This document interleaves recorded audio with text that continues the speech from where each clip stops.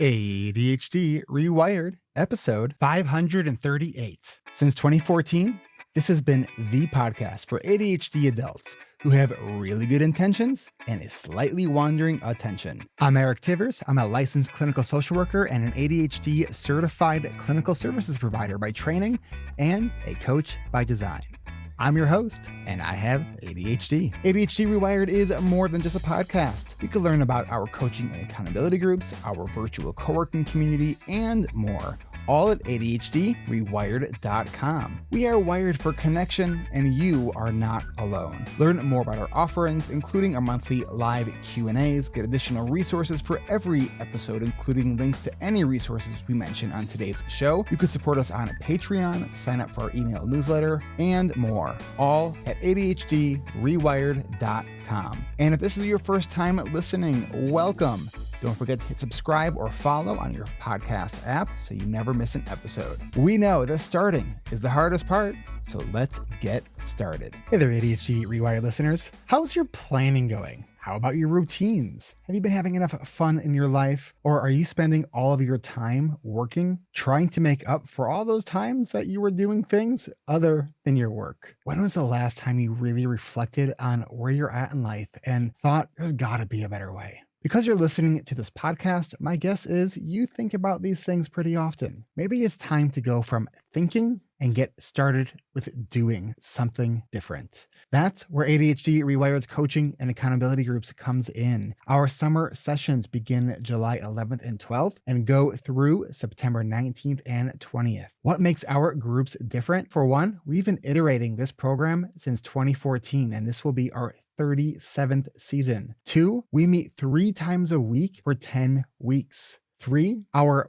program is being recognized this fall for the 2nd time at the International Conference on ADHD as one of the featured innovative programs. 4, after 10 weeks, you get continued ongoing support in our alumni membership community, where we have multiple coach-led sessions per week, plus tons of peer-led support sessions and structured co-working sessions.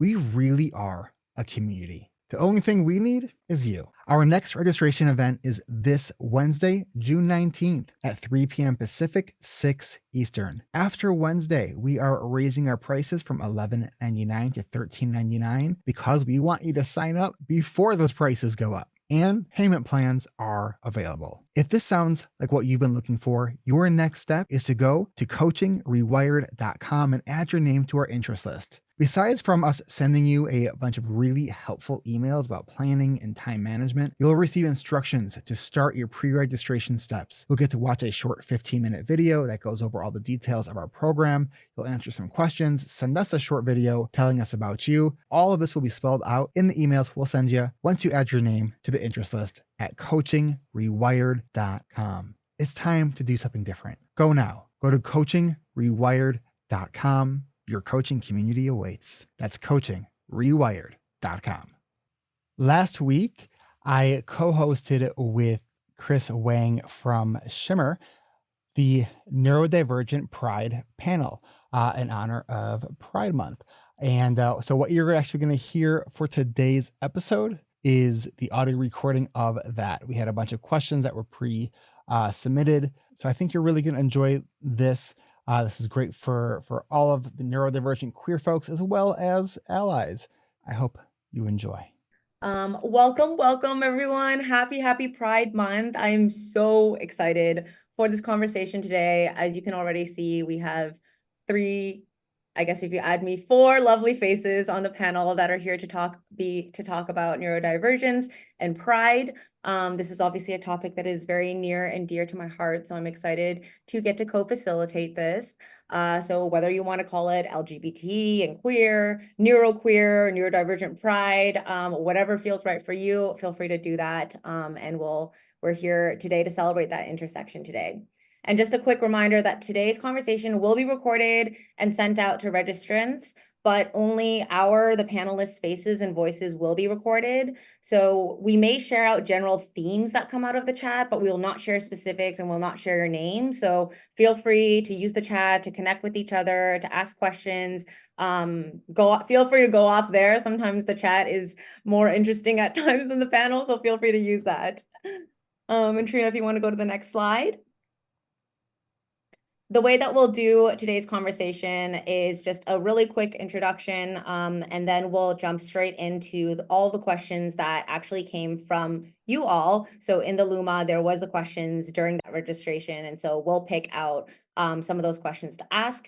And if you have any questions also that come out additionally as we're going on, feel free to just drop that in the chat. If we don't get to it during this conversation, we'll try our best to get to it at the follow-up as well. So on to the next slide. Today's panel is brought to you by Shimmer and ADHD reWired. So Shimmer is an ADHD coaching platform I started 2 years ago after I was diagnosed with ADHD. Our coaches since then have facilitated over 25,000 one-on-one coaching sessions, which is incredible. And we offer other experiences too, from body doubling, learning modules, accountability tools. I'll drop the link in the chat afterwards. And also, secondly, you have likely know ADHD reWired, founded by my good friend and on this panel, Eric Tivers. They're celebrating 10 years of podcasting and award-winning ADHD coaching and accountability groups. If you haven't had the pleasure of listening to one of their podcasts yet, you definitely should. If you don't know where to start, you can check out the episode that I did with Eric on the topic of feedback. So you can always learn more about Shimmer and ADHD reWired. I will drop the links really quickly into the chat.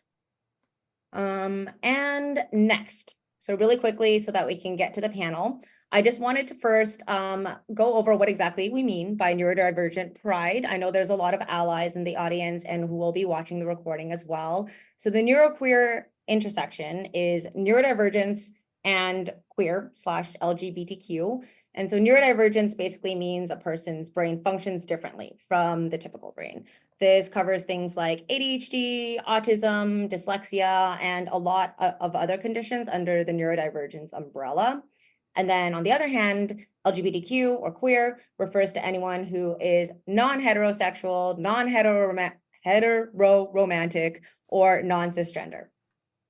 So 2 disclaimers really quickly on this before we hop in. One, our panelists can't speak, unfortunately, on behalf of the entire neurodivergent population or the entire queer population. So today there will be a slightly stronger skew towards ADHD and autism, and non-heterosexuality, particularly around bisexuality and pansexuality. So really today's meant to start to a conversation and add to this ongoing conversation throughout June and the rest of the year, rather than really cover the topic exhaustively. So if there's certain intersections or identities that we don't cover, feel free to talk about it in the chat. Feel free to ask questions to each other. There are likely so many amazing neuroqueer folks in the audience who can answer those questions for you as well in the chat. And then the second disclaimer is today is not so much about the research or the science or the statistics of the intersection, which there are a lot of really interesting pieces there. But today we're going to more so cover the lived experience. So really the human impact on individuals in the neuroqueer community. Today the purpose is really to just create the space for us neuroqueer folks to feel more understood and not alone through stories, and also to raise awareness, I know for the many allies in the group, of this intersection. So without further ado, the slide is already up there, our amazing panelists. I usually don't like doing introductions for people because I don't do them justice. So I would love to go around, and if each of you yourselves can go over a little bit about when you realized and when you came out with your neurodivergence and queerness. I know that's a very big, loaded question, so feel free to go wherever you'd like and touch on whichever parts were more impactful for you. Our audience is very interested in the storytelling kind of here around how that happened for you, the sequencing, when you realized certain things. So please, if maybe let's go with Eric first, if you want to take a moment to tell your story and kind of going into each one of these journeys. Sure, thanks.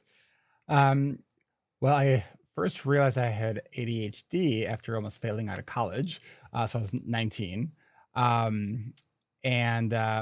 Then, further on that neurodivergent sort of awareness journey over the last year, as I've been becoming more and more sort of aware of that that ADHD kind of part of the spectrum, and have been exploring that as well for myself. So that's been sort of an interesting avenue that I've been exploring. And as far as my queerness, well, I knew that I was bisexual very young. Like I was probably 6 years old, and I knew it. I knew that I was attracted to both boys and girls, and I attempted or tried coming out of the closet when I was 14 with my parents, and it didn't go as super well. My my dad responded by bringing me Playboy magazines home the next day, which told me two things. He didn't understand what bisexuality meant, because I was like, "Thanks, Dad," and that he didn't really accept it. Things have changed since then. But so I kind of went back in the closet for many years, and I married a very cisgendered heterosexual partner. I am not divorced.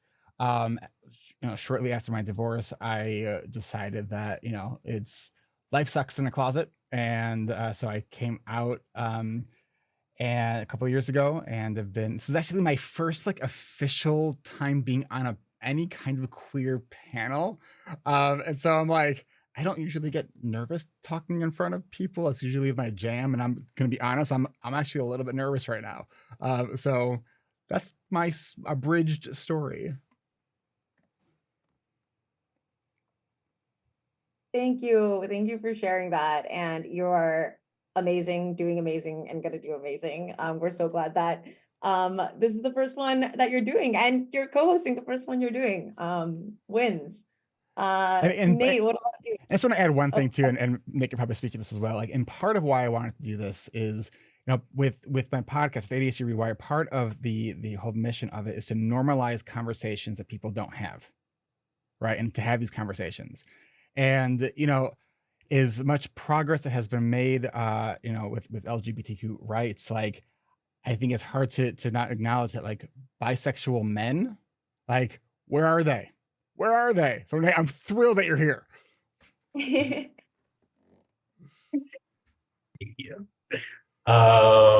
Yeah, I'm also nervous. I whenever I get nervous, people are like, picture the audience in their underwear or something, and I'm just like, they're still staring at me though. Like, um, but I first realized I was queer when I was in fifth grade. Because it was around fifth or fourth grade. Um, Being in a Caribbean family, that's a big no-no. Um, you're not allowed to like explore that, especially like with religion. My family's very religious. So it was very hard growing up to explore that. Um, and I kind of put on this straight act for years before I was able to actually come out and be my authentic self. And then as far as my ADHD and autism, I knew I had ADHD. And when I told my mom, hey, I think I might have ADHD, she's like, nope, that's only for white people. And the same thing with autism. So I was not able to get diagnosed when I was in middle school or high school, and I really struggled academically. Um, and I struggled a lot just growing up with social environments and socializing with people and like practicing how people like engage with each other so I can mimic that. Um, but I got my autism diagnosis last year, and then I also came out as bisexual last year. So everything happened last year, and then ADHD was the previous year. wow, big years for you. Thank you. Thank you for being here and for sharing and pushing past the nervousness as well. Really excited to have you here. What about you, Vida? Okay. So growing up, I mean, I grew up in Oklahoma and I was an only child for 14 years. So anytime I would try to raise any kind of neurodivergent question or sexuality other than heterosexuality question. You're gaslit quite a bit. Like, there's nothing wrong with you. You're just quirky. There's nothing wrong with you. You're gifted, and I'm like, well, I never said there was anything wrong with me. I just, but as an late diagnosed autistic ADHD woman, which I got diagnosed in my 40s, I look back on my childhood and I see all those gaslighting pieces as they tell you like, oh, you're fine, you're just quirky. And then my autistic brain is like, and that is written into programming now. So it's just like you never think of yourself as being able to be autistic or being able to have ADHD because people have told you that that's not your experience. And so I tried coming out as a teenager as bisexual, and my my mom was like, no, women just look at other women sexually because that's how we compare ourselves. And I'm like, I don't think that's what's going on, but it was just that, no, that's not what's happening. And you're like, okay, I guess they know and I don't know. So I didn't really come out as neurodivergent or come out as anything other than heterosexual until I was old enough to realize and to advocate for myself. So I got diagnosed with autism and ADHD in my 40s. And I also I came out as bisexual. And as I started to explore and I guess be unmasked, um, I saw an episode of Schitt's Creek that blew my mind. And David is talking about how he really likes wine, but not the label. And I was like, that's like my whole life. So I know that's kind of funny, but that's where I'm at. So my whole goal is to make sure that people don't feel alone and to generate conversations. So ADHD, ADHD coach. I also have a comedy sex podcast. It's like I want people to feel safe enough with me to have conversations that they've never felt safe having anywhere else because they're important. I haven't seen that episode of Schitt's Creek, but now I'm going to watch it because just based on the snippet that you said, I already resonate. Thank you so much for sharing Yeah. that. You should name your So podcast, by the way, because it's really good. Oh, it's the Sex Symbol podcast.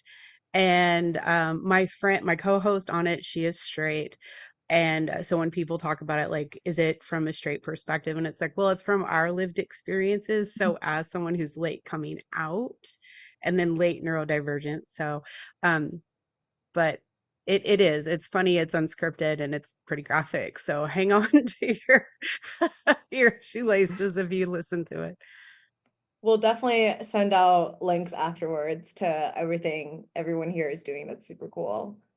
So on my end, I actually just saw someone in the chat say that they realized that they were ADHD way earlier than they were queer. I had such an opposite experience. I knew something was up from like a queer perspective. I think like so young, like I think my first crush was like Hilary Duff or Miley Cyrus or something. Like I was just watching TV and I'm just like, this is not normal. Like something's definitely up. And so I knew it like in my bones, and I didn't say anything because no one says anything about that. But then when I was 16, I dated a girl in secret and I didn't tell anyone. I would like deny it. I would like get really angry if anyone even is like, why are you guys are like hanging out a lot? And I kept saying to her, like, I don't like girls. I like you. And I didn't have the word for it. And only until Right. Miley Cyrus came out as pansexual. And for those of you who aren't familiar with pansexual, at least how I think everyone defines it a little bit differently, is that like I fall in love with and I'm attracted with people and I don't really like see the gender. It's like it's one thing. It's like the color of their hair or like what clothes they're wearing. Like I see it, but it isn't like a deciding factor for me in terms of if I like them or not. And so when Miley Cyrus came out as pansexual, I was like, oh, that is what I am. And so I came to terms with it myself in my like late teens, but I still didn't tell anyone because shame and I don't know, just like wanting to be the good Asian kid. And I think all of you here can probably also resonate. I think if you're bi or pan, you can always just kind of take the easier route. It's like I can just be with a guy and just not be with the girl that I want to be with. I kind of have an alternative. So I think I just thought of it like that for a while, until when I came out at work, because first before my personal life, because I was working at Bain at the time and they had this massive pride party that every single office in the world gets to go to one place and only the queer people get to go. And so they made it like a celebratory thing. So I actually came out for that event. And I think it really goes to show the power of like pride, right? Like celebrating the fact that we're queer rather than something that needing to fight against every other piece of our the expectations and what people are telling us that it's a bad thing, that like we need to like shut it down. So I came out for a party, I guess. And I don't regret it at all. And then for neurodivergence, I had the opposite, exact opposite experience. When I was a kid, I was super hyperactive. I was very rebellious. I was getting kicked out of everything. And I just thought I was a bad kid. I was like, everyone else is good at this thing called school, this thing called life. And I was always getting kicked out of everything. So until I guess like the TikTok and Instagram era, I didn't realize that it was hyperactivity, impulsivity, and all of the ADHD symptoms like wrapped up in a little girl. So I didn't get diagnosed until 2 years ago. But it's fascinating that depending on all the other parts of your identity and your culture and your upbringing and chance and luck, that we all have like such different stories that happen at different times. And I'm seeing similar but different stories in the chat as well. Also, I saw Vida, you were kind of laughing about the Miley Cyrus part. Did you also have a crush on Miley Cyrus? Yeah, I think everyone does. It's just like, oh.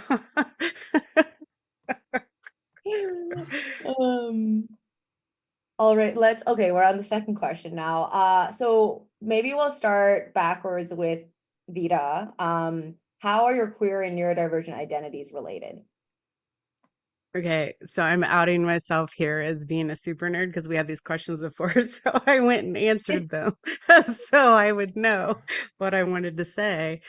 I think that my queer and neurodivergent identities are related because the way I process information, it's like I see the whole field.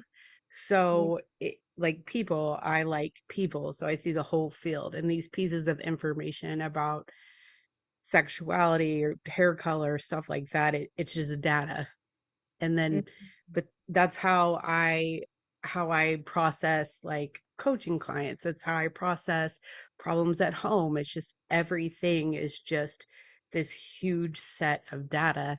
And I was thinking about it when I was answering this question. It was just like, people are like, autism is a spectrum, and it's like, and that's what sexuality is too. So for me, it was like, I see the field. Yeah, I resonate with that so deeply. It's like without all the labels and the boxes that humans have came and put on top of the data. Right. What about you, Nate? I feel like my neurodivergence shapes the way I see the world, and also it has helped me shape my queerness. Especially with my autism, like growing up, I obviously didn't fit into like the normal society rules. I would always question it. Why do things have to be male and female? Why can't people love who they are or love other people? And it was always just like, I don't know, like don't question those, follow the rules. And I just couldn't do it. And I always knew like I'm not straight. The amount of things I look back on from when I was a kid And I am like, how did people not know I was autistic and queer? um, but yeah, it's just, I feel like it just shapes the way I see the world. And adding like my blackness to that too adds like another layer that's deeper as well. What do you think is one of the things that first comes to mind when you say, how could people not have seen that I was autistic and queer when you're a kid? Definitely the way I would hang out with only the girls and not do sports. And I was super creative. I skipped like 2 grades, and I was like, when I was socializing with people, I was always a weird kid because I didn't know how to socialize. I would just like copy what everybody else was doing, and because I'm copying what they're doing, I'm doing it worse apparently. So now I'm the weird kid and getting bullied. That's it. Eric, what about you? It's a I first saw this question, like my brain went in 1,000 different directions. I think the first thing that kind of came to mind though was about masking, and Mm. that being bisexual, as you're kind of alluding to earlier, that it's easier to sort of have be in a cisgendered normative looking relationship, right? um and I think part of, like, when people are assuming something about you and that the assumption couldn't be further from the truth, there's this Mm. like complex heaviness that you're carrying around. And so, like, whether it was, coming out completely with my ADHD. I remember when I started my podcast 10 years ago, and, once that was out there, it's like, oh, can't put that cat back in the bag. Right. But I remember feeling, especially when my ADHD were to kind of show up in ways that I was like, oh, crap. And then the responses that people gave me to that, as this, like, it was actually really reassuring for them and like helpful for them to see, I'm doing this thing, and also my ADHD also shows up sometimes, and that they like that. I was like, oh, I'm gonna just let my ADHD hang out because it actually makes my brain feel way less stressed, and then my ADHD is not as impacted. And I feel the more that I'm coming out and being vocal about my bisexuality, it feels very similar to that. Um, I even earlier this week, I'm not someone that gets in internet fights. I got in an internet fight this week by someone that posted something that was very like anti-LGBTQ on Facebook, and like I got so just like revved up about this, and I was like sort of watching myself as I'm having this debate with this person, and I'm just like, oh man, this struck something in me that was just, I don't know. It's so I just think the idea of like how important it feels from both from a neurodivergent perspective and a sexual identity perspective, to feel seen and understood. Yeah. And I Yeah. think when there's a lacking of that, it hurts. It really hurts. Yeah. No, yeah, definitely. I really resonate on also with the normally don't get into fights, but there's certain things that then you fall into a black hole and you're gone. I'm glad you got out of it. Don't check the page again after. And I'm someone that likes to fight with kindness and like reason and logic and like really see their point of view. Can I just share my debate point that I thought was so good? Yes, do it. So one of the things I said is like, so here's what we disagree on how it all happened. You think the devil came into my body and to make me queer. I think it's DNA. What we both agree on is that it's internal, and that's not going to change, right? So it was like, and I just said like, so are you going to treat someone who? So let's say this is the devil for their sake of the argument, and say, and this is the devil that I'm going to promise you is never going away. So you're just going to shun somebody who has what you're calling an affliction by the devil, or can you actually see them with love and see them as a human being? I think I was unblocked from their page. I love it. Love the approach. hopefully comes around one day, or she or they, I'm not sure. Yeah, on my end, for the also when I read this question, and I mean I didn't write it, but I read it, and I also, my mind went in a million different directions. But various people asked different flavors of this question, and I think the first thing that came to mind for me is both of these identities basically mean that I'm not the norm. I'm not Right. what people expect, and you're not like the default, basically. So I think for me, it's been a lot of needing to like create or discover my own rules and then advocate for them and explain them to people. And so I think what came to mind is that like it's kind of a lot of work, a lot of communication, and I've needed to get really good at communicating. And with some people, like maybe online or like someone I don't like, it's not worth it. But for a lot of people, it's really worth it.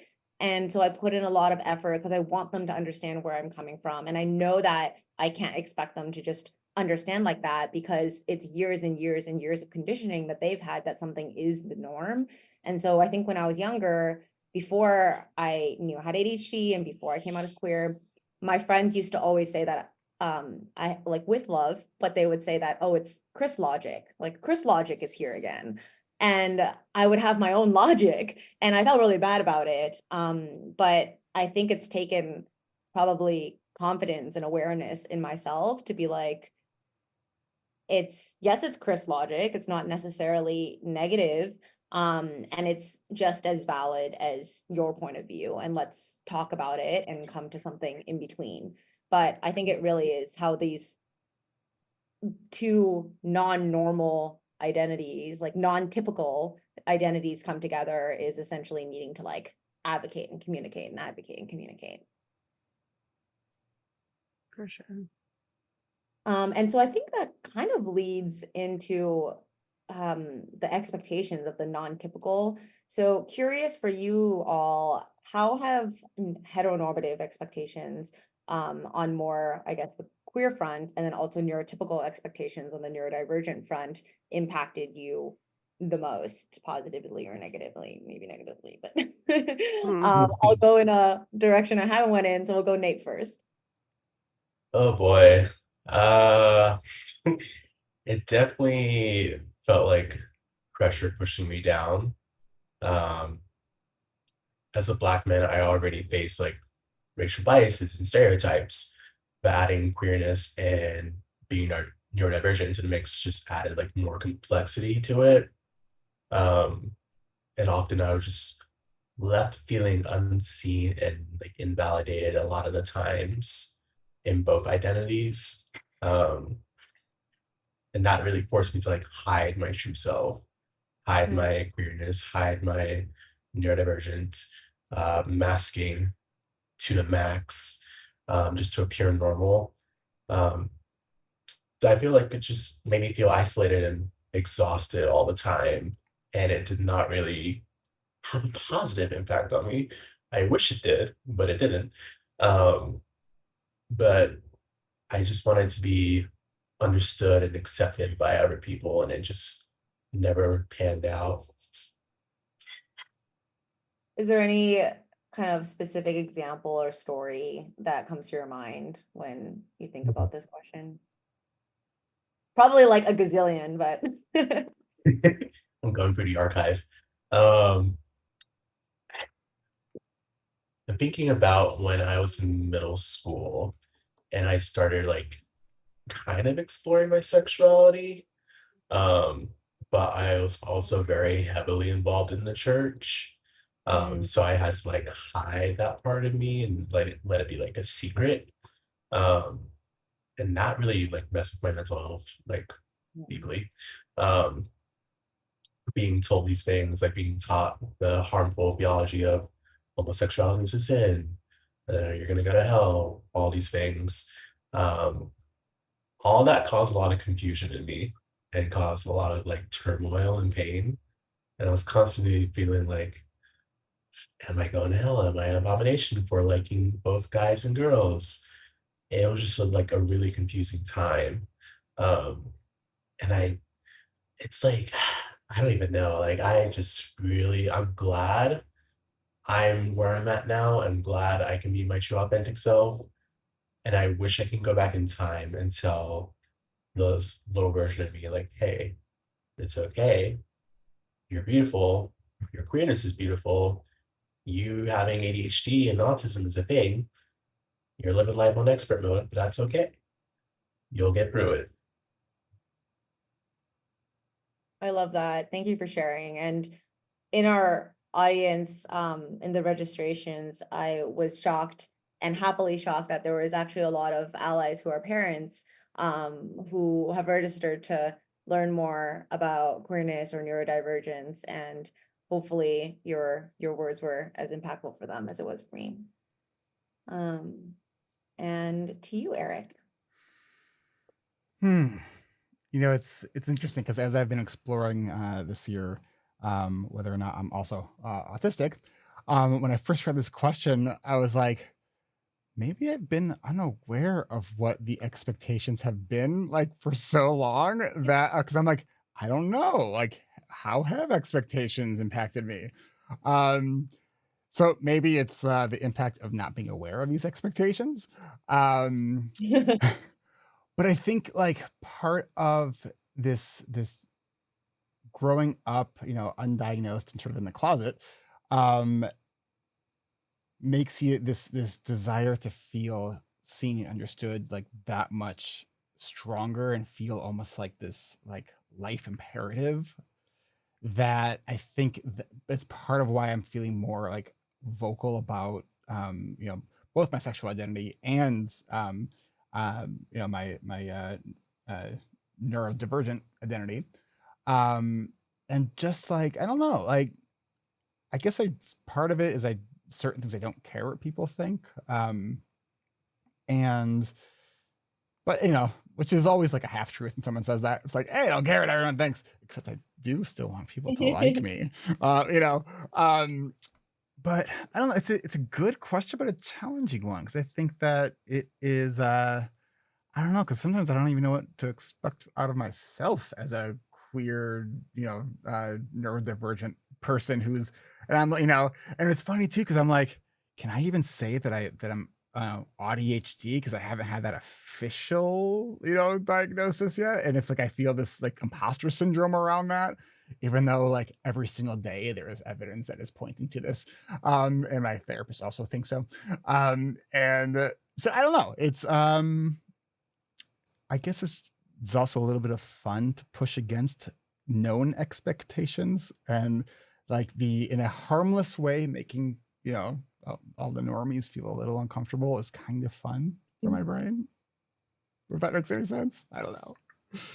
No, I love it. It totally makes sense. And it's, I think it's beautiful that you don't know or care about the expectations. I think it's like my Chris logic, What about you, Vida? I think for me, high level masking was just my entire life. Like I knew that there were facets of my personality that did not fit in different social situations. And so it's like autistic mirroring, like all these different things. So masking my neurodivergence and masking my sexuality, it was just part of the whole thing. I was just masking facets of myself. But I'm going to tell you this, especially since there's all these parents that are in here listening. Your children want to be safe, seen, and heard. They don't need you to fix anything for them. They want you to be safe, seen, and heard. And then this is where I came out. My daughter came out at 14 as bisexual, and my parents told her it was just a phase. And they invalidated her experience. And I was like, you know what? Hell no. I am also bisexual because that's how I identified at the time. And I was like, my mom was like, no, you're not. I'm like, yes, I am. I tried to tell you and it never happened. Like, and then it was the same when I got my diagnosis for autism and ADHD. My mom was like, no, you're not. I'm like, yes, I am. Because here's the thing about neurodivergent people, we will show up for other people 150% of the time. We have trouble showing up for ourselves. So I could come out for my daughter. I could come out vocally and proudly with my hands on my hips and make sure that like everyone knew. But I had a hard time coming out when it was just for me. I was also told it was just a phase. Yeah. I even had a Same. I even had a family member who identifies as gay call me a few weeks before I got married because he knew that I was also interested in men, and he says, you know, Eric, if you like men, that means you're gay. Which I had a few choice words about his comments to me. And it's so hard. It's just heartbreaking. It is heartbreaking. I still get from my parents whenever I'm with a guy that I'm straight again. So it's like a forever thing, unfortunately. I feel like with an Asian family. I think for me, this question, actually a lot of it came with the intersection of being Asian. I think the expectation of an Asian girl is literally the opposite of like the human being that I am, as like a hyperactive, loud, impulsive, queer, colorful, not doctor. I don't know how else to say it. But not doctor. And so for me, I think that ex-family and society pressure has always just made me feel like I need to be like more quiet and like more studious, and just turn everything I am just down like five out of five Right. notches. And I think that has it just left with me just always this feeling of like I'm not like less enough, which is I think an opposite problem that a lot of people have, and I'm always trying to be like I don't fit into this like thing that I'm supposed to be. So I think that after I came out and after I got my diagnosis with ADHD, and especially because I'm so vocal about all of this, because of Shimmer, and because there aren't barely any Asian role models who have ADHD or who are queer, I've forced myself to like speed up this journey of like becoming more me, which is a really positive thing. And it's actually funny because some people I haven't seen in like a year or two since my ADHD diagnosis, and I see them again and they're just like, wow, your ADHD got a lot worse. And I was like, Yeah. you mean a lot better. It's a lot colorful, more colorful, reframing. But yeah, I've definitely become, I think, more myself, which is more. And I think that I've been expected to be more less my whole life. And random Absolutely. anecdote, but I traveled a lot when I was younger, and people would meet me and they would be like, oh, you're the first Asian I've met. And then they would start to think that all Asians are like me. And I would be like, wait, please don't learn from this. I am not a good role model for if you want to like build your Asian stereotype in your head. Awesome. I think we kind of covered this next topic, but if you want to add anything, because I think this is such an important topic for neurodivergence, and I know it's not technically used in this way for queerness, but I think all of us here understand. So maybe let's start with Vida backwards. If Yeah. you talk a little bit about how you navigate masking. Yeah. It's funny. I don't mask anymore. I'm just myself. And there are levels of myself, which I've had conversations with people who are like, well, it's masking. I'm like, no. Because me, 100% me is a little over empowering to some people. Like I live in a neurodivergent household. My kids are neurodivergent. My husband's neurodivergent. So there are times where me 100% wide open overwhelms people depending on where they're at for the day. Like how many spoons do they have for the day? I may need to dial that back. So I don't feel like that is masking. That's like me accommodating my fellow man, right? But like at the CHAD conference last year, like I don't mask. And what I do try to do is I just lean in to my weird, to my quirkiness, to myself. Like if people are afraid to unmask, if people are afraid to come out, if people are afraid to come out as neurodivergent and stuff like that, I want to be the weird girl in the crowd. It's like, well, if she can do it, I can do it. And I'm going to go stand by her and then we can be weird together. So it's kind of like the deal that I do for my kids. Like, I may not feel super great in a bikini at the beach, but I don't want my kids to have body issues. So I'm going to rock it mom, bod, and all.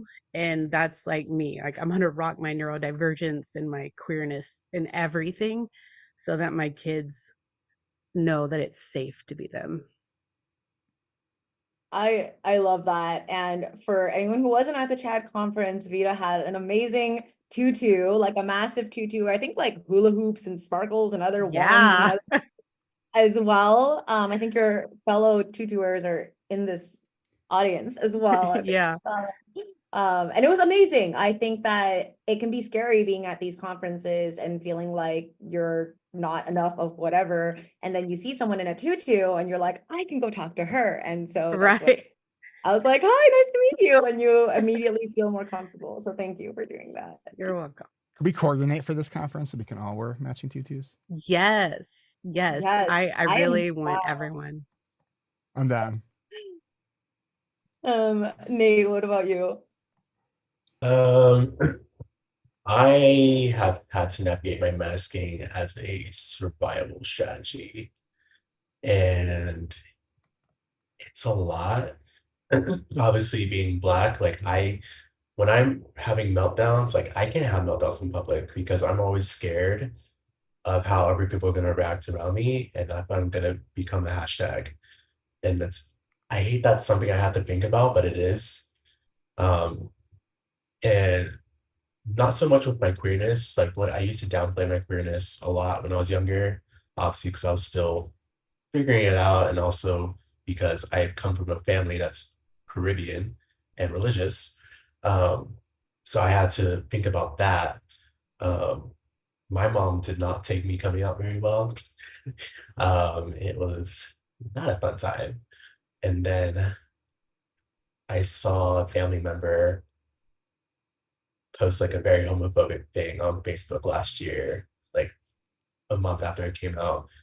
And the chaotic bisexual and the ADHD in me decides to be impulsive and post a picture of me in a crop top in our family group chat and say happy Pride. I love that so much. I love it. So I unmasked for that 1 second. And my mom was not happy about it, but I was like, hey. But yeah, it's mostly been a survival strategy for me. I just like, there's so much I have to think about, so much I have to counteract with stereotypes and like prove my worth, which is, I hate saying that, but I constantly feel like I have to prove my worth and find like a balance to protect my well-being. Damn. Thank you for sharing that, and kudos to the crop top. Eric, what about you? I think it's been easier around the neurodivergence, like in a social situation, if I'm meeting people, like I will introduce myself and just right off the bat tell people like I'm gonna forget your name and I'm gonna have to ask you like an awkward number of times. So just please forgive me in advance. So it's way easier because I don't like just having to call everyone hey you. I mean, I even tell people in my groups on on Zoom, I'm like, if you come in with a different name on your Zoom, that's going to be what I call you. So if whatever your name says on Zoom, that's what I'm going to call you, and please don't quiz me on your name, right? And it's just like owning it, and which I think when we own our stuff, we also see how many people also feel the sense of like relief because they so relate to that as well. And then I think the queerness one's a little different, I think, for me. My current and previous relationships that I've been in were the first relationships where my partner was also queer. And after my previous relationship, I kind of like I don't think I'm ever wanting to date a straight person ever again. Because like even in my marriage, or even in the relationship that I had after my marriage, where she was accepting, but she wasn't queer. It is such a profound difference from feeling like accepted to feeling celebrated. And I don't want to be Right. accepted. I want to be celebrated. And because it's such I want people to love me for who I am, not just the version of myself they want me to be. Because I don't want to be that Right. version. Because then I'm asking. Yes. Yeah, no, I resonate so hard. I mean, I love that it's pride. It's not like queer acceptance. Although some of the other months have acceptance in it, and I think that they should be celebration. Yeah. Well, I and think I what think too, I go think ahead. we're all like these Rubik's cubes, right? Like we are so multifaceted. It's and I see this a lot in some of the relationship problems with coaching clients. It's like their partner fell in love with them like one facet of their personality, but they're neurodivergent, so they're so multifaceted. So it's finding people, friends, partners, things that one can handle the fact that we have multifaceted personalities and then celebrate that, right? Because I'm not going to be like super seductive all the time because I'm going to be like dorky and hula hoop at least one day a week, and then I'm going to do something over here. So I need someone who can roll with that. Mhm. Yeah, yeah, definitely. I think especially with ADHD, or at least with me, like when I fall into a relationship, I fall like in such full force that it's probably Right. not the full me, but there's a big, like loud me coming at you, and it's probably a part of it. And I didn't think about it Yeah. that much until you just said it now, Vida. And there's probably a lot of other parts of me that are not coming out, and then over time they come out, and there needs to be enough like love and acceptance and celebration that as we uncover each other, we love each other Right. for who we are, not just for the part that you fell in love with. Right. Being Um, able to, I mean, for neurodivergent people, it's like we try to teach people resilience so that they can like navigate their emotional regulation, but flexibility is something that people have to have, because if you get into a relationship, if you get into anything in life and you don't continue to evolve, like, man, that's gonna suck. mm, yeah, definitely.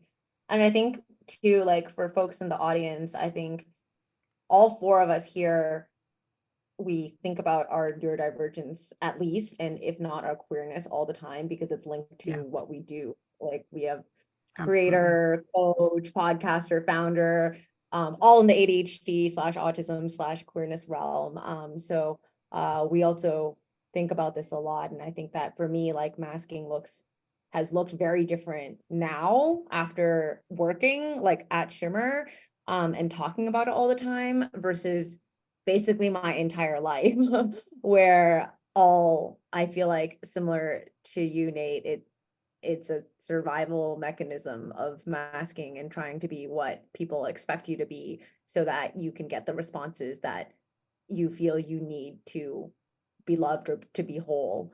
Yeah. And, um, awesome. So let's go a little bit to the concept of coming out. So I think if the people here who are queer will know that like coming out is not a one-time thing. It's not like, oh, I came out. We always talk about the first time we come out, of course, because that's the hardest one. But every time you meet a new person, you need to decide if you're going to come out or not. And with ADHD/autism, likely that as well. So curious for you guys, and maybe starting with, let's go with Nate first. How do you decide when you're going to come out again and again? How do you know when it's safe? How do you think through that process? Anything you want to share along that journey?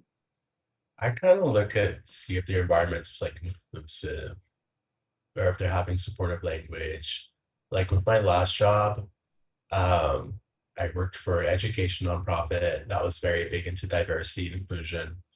Always had like initiatives for queer people, but anything for neurodivergent people was lacking.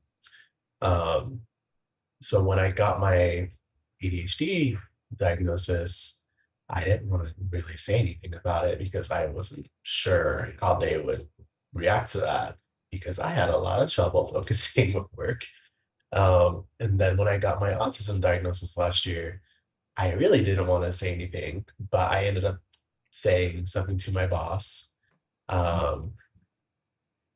And next thing I know, I got laid off the following 2 months. So I was like, okay, this is not a safe environment, even though they make it like put out this whole front that it is. And like that breaks my trust. I never know like if it's really safe to come out. Um, but yeah, as far as like my queerness, I'm very careful with that as well. Like I'm very like open about being bisexual on my social media, and talking about it. Um, but there are certain places where I know I have to kind of like not show that I'm queer because it could be Yeah. dangerous. Um, and I it sucks because that means I'm not being my authentic self, and I can't be my authentic self. Um, the ADHD decided what's going on. What was the question?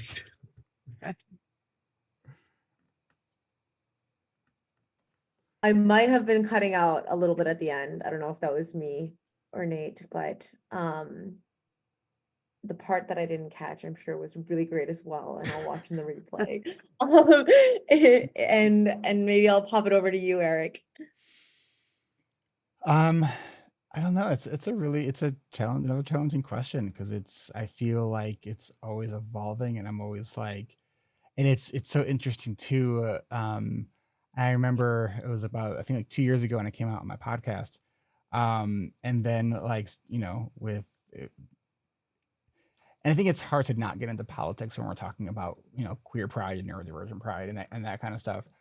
And I just remember thinking and hearing these different news stories and in different states, basically trying to pass laws that are anti-gay, right? And it's like so like as soon as I came out, I was like having second thoughts, like was this not a smart idea? Then I was even thinking about like, did I just put my family at risk? Like, and so it definitely was something that I still kind of wrestle with. It's makes me sort of like think about the differences between that psychological safety versus our physical safety. Because I think like psychological safety, it almost feels safer to come out, but then I feel, is there then risk on my physical safety? Like I don't know. I mean, like even I put out a couple emails for this event, and about 15 minutes before I logged on, I got an angry email basically saying, "Please take me off your email list. I don't want smut like this." Yeah. And so I immediately responded to that task, unsubscribed to her, and said, "Done." So it's like, and it's just sad to me that there's still like that is, and this is why pride is so important, because there's still lots of people who think who we are is wrong. So yeah, I don't know. I don't always have the like with this kind of question. I'm still exploring that. I don't always know. It's like I think about it from a personal standpoint. I think about it from even like a business standpoint. And it's like, are people not going to want to work with me if they know that I'm queer? Right? It's like, so I think that on one hand, but on the other hand, well, if they wouldn't want to work with me because I was queer, I wouldn't want to work with them anyways. But it also makes me sad that like there are people who are like that. So I don't know. Yeah, we definitely get a lot of unsubscribes during Pride Month, and just bye, see you never. Yeah, I think that, I mean, a lot of these, I think about this a lot, and I think a lot of these things with neurodivergence and queerness, some of it is like internal and we work through it. And I think a lot of these, especially this question about whether or not we come out, is really about like the environment around us and the environments that we put ourselves in. And I just think about, I hope that we're moving forward slowly, sometimes backwards one step, sometimes forwards, but it really requires like the workplaces that we're in to truly be inclusive, like unlike Nate, the story that you told, and then our communities around us as well, especially if we come from specific cultural or religious communities, and there's just so much work to be done. Like even I was talking to someone recently, and I think she was in I think Germany or somewhere in Europe, where if you disclose that you have ADHD or you're autistic, that there becomes like a risk to your child being taken away from you. And so just depending on where you're at, it's such a massive difference. And it's not just about like, are you proud or not? But similar to what you said, Eric, like, are you putting other people in your life at risk? And that's super scary. For me, I think that I've when I came out at Bain, and because I was excited for the party and it was celebrated, I just love that so much. And I think that's essentially what I'm trying to create around me with Shimmer and with everything that I do, that other people can also be able to be proud of their queerness, their neurodivergence, their whatever else that they want to be proud of. Because I think I just had it with being in other situations where I wasn't able to. So luckily now in most of the situations I'm in, I don't need to think too hard about it, because those spaces have been, I mean, I think I think we recently counted like 68% of our team is neurodivergent. So I think it's at a point where sometimes the neurotypical people are like, wait, I'm like the only neurotypical person here. And then they feel a little bit awkward. So we've almost like overcorrected in the other direction. But yeah, I think with coming out though, like as queer coming out, the one space where I still do not say it almost ever is with my family, like with my Asian family. Well, my only family is Asian, but especially it's just qualifying that they're Asian, but especially the older ones, like my grandparents, I will never tell them and they will never know. And it is just how it needs to be. There's certain people or communities where I feel like it might be a bit too far gone. Yeah. I also wanted to say that I feel like sometimes when you come out as neurodivergent, people think you're using it as an excuse to be like lazy. I'm not Right. lazy. I'm overwhelmed. My spoons are gone. I need accommodations and I can't get them because people won't believe me, or because they have this pre-image of what autism is supposed to look like in their heads, or what ADHD is supposed to look like. And now I'm suffering because they don't think I am neurodivergent or ADHD or have autism. Yeah. Um, but I think it's the deal about having to come out again and again, right? You have to reassess like every single place that you are, every single person that you let into your periphery, it's like, is this safe? But I mean, we do it as neurodivergent people, we do it all the time with like masking, right? We're like, is this safe to unmask? Is it safe to be myself in that situation? Is it safe to be all the way myself? Like, can I come out with my sexuality? And I I really don't talk to people much about it, unless like I talk about it on the podcast, but it's in the sex positive space. That's like what it is. But um, I I'm that neurodivergent person that is like a massive oversharer. Like if you want to know something about me, you ask, do you have some time? Because I will tell you. And so that's hard for a lot of people, and it has bit me in the butt a few times because it wasn't safe to disclose some of those things. And so now, as a much older person, much older, I'm in my 40s, but as a much older person, it's like, that's not safe. Is it safe? It's like, that is the part that's the most exhausting part about being a neurodivergent adult, is like the constant data collection of making sure that you're safe. And how do you talk up in social situations? Yeah, 100%. And a lot of our, maybe to the next question, Trina. So a lot of our audience wants to get more involved in the ADHD, sorry, I put ADHD there, but neurodiverse and LGBTQ communities. So curious for you all. I think you can also talk about what you do, but if there's anything else outside of that as well, that are in both these spaces that you do to get involved, some tips and advice there. So maybe let's start with Eric. Well, for the ADHD piece, I mean, it's, I've been doing the ADHD reWired podcast and my coaching groups for a decade now, so that's a huge part of what I have been doing, because I just think the power of community and being together with people who get you, where you don't need to like explain, and where all of the oversharing is welcomed, is just a wonderful space to be in. As far as how I'm involved in the LGBTQ space, well, I'm doing something like this. And I've also been like, contemplating doing some other things that are both ADHD and LGBTQ focused. I haven't quite landed on what that is. I've been thinking about doing something specifically for bisexual men, because I just feel there's a huge lack of representation, as I mentioned earlier.